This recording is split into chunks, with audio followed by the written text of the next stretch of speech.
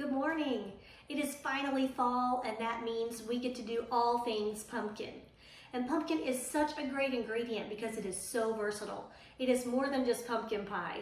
You can use it in your morning smoothie or oatmeal. You could stir it into a pot of chili, or you could let it take center stage in some ravioli or lasagna. But one of my favorite ways to use pumpkin is in a pumpkin quick bread. And this quick bread comes together so quickly. I'm going to show it to you right now.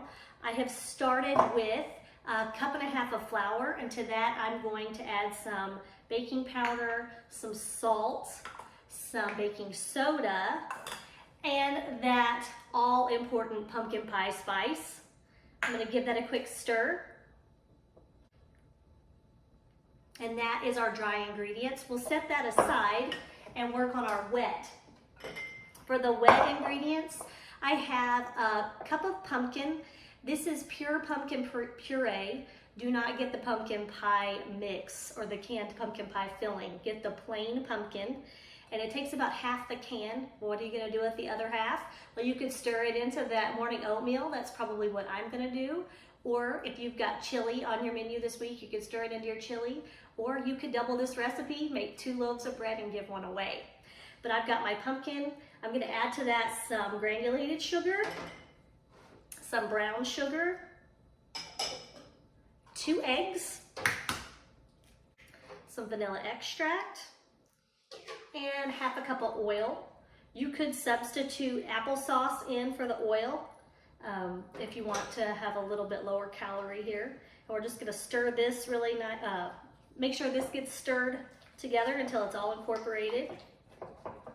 Now I've got my dry ingredients mixed together, I've got my wet ingredients mixed together, and what I'm gonna do is just pour the wet right into the dry. And I'm gonna stir this together until it's just incorporated. You don't wanna overmix quick breads. If you do that, you can kind of get, mess up the texture a little bit.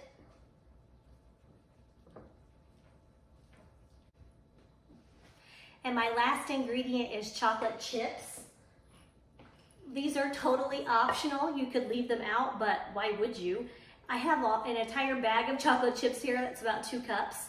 And I'm gonna put most of them into my bread, and I'm gonna reserve a few to top the bread with. Loaf pan here that I have already hit with some nonstick spray. And I'm just gonna transfer my bread batter right into this pan. Spread it out just a little bit. Then I'm gonna top it with the rest of these chocolate chips. This is just how much to top it with. It's kind of up to you.